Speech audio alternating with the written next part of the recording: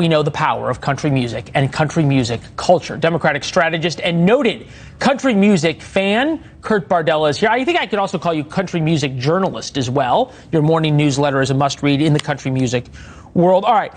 A friend and I were talking this morning about what's happened with Luke Combs and Jason Aldean and put all these dots together. Are we connecting too many dots here? Chapman song, I think that is getting blown, frankly, way out of proportion. I think it's actually an amazing thing that Luke wanted to perform this song that has inspired him, that has meant a lot to him. This is a guy who, by the way, just performed a duet at an award show with Ed Sheeran. Okay, so there is no political connotation here at all. In fact, the success of Luke's cover of this song has allowed for the fact that Tracy Chapman is now the very first black female to be a solo writer on a #1 hit in country music history. The song is #1 on the country radio chart this week. I think that's an amazing thing. I hope it leads to a moment where we get to see the two of them perform it together on a big stage at some point in the future. I think that would be amazing. Country music, to me, as a fan, is about expression. It is about healing. It is about unity. It is about bringing different worlds and different perspectives together. That's what this song can do, and I hope they get a chance to perform it together someday.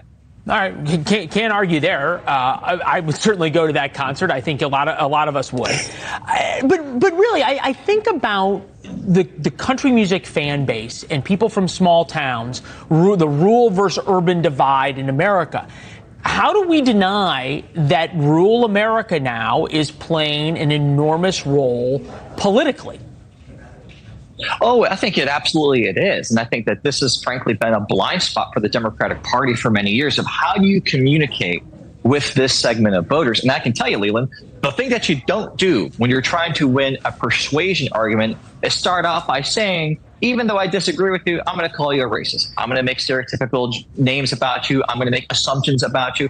How in the world are we going to expect, as a Democrat saying this, how are we going to expect that you should vote for us when I lead the conversation with you're wrong, you're a racist, you're terrible, you're ignorant, whatever all those adjectives are? That's not going to get the job done. You have to meet people where they are. And if you listen to these songs like Aldean, songs like Justin Moore, Small Town USA, one of my personal favorites, you have to understand that they are singing about a personally lived experience that they are sharing with all of us. So all of us in the big cities. I'm in Washington, D.C. right now. I think you're in New York. It's like, yeah, it's different here than it is in small town USA, in a Tehachapi, California, in a Bristow. It's a different world. Am I right to think that Democrats on the coast, and I think you have a unique perspective because of how much time you spend in middle America and in Nashville and other places, but the Democrats on the coast are getting scared, at the very least observing the power now of country music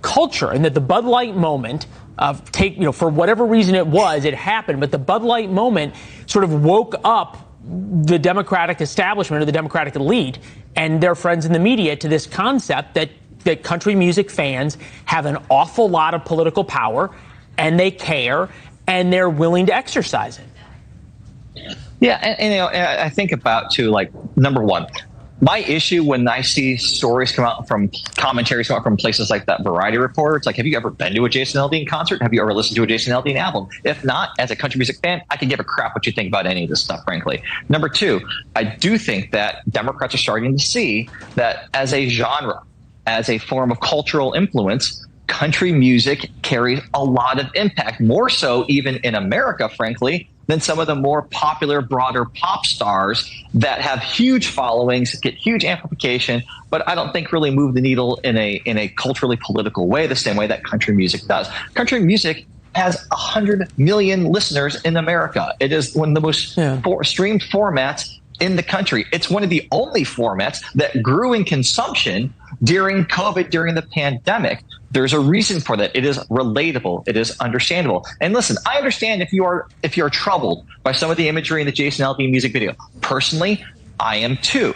But the answer, if you really want to start changing minds, if you really want to politically make a difference, it's not to go after him that way. Yeah, cling to your guns and religion. That didn't work out so well. Deplorable didn't work out so well. They were talking about country music fans, I got about 15 seconds, but I wanted to bring this full circle.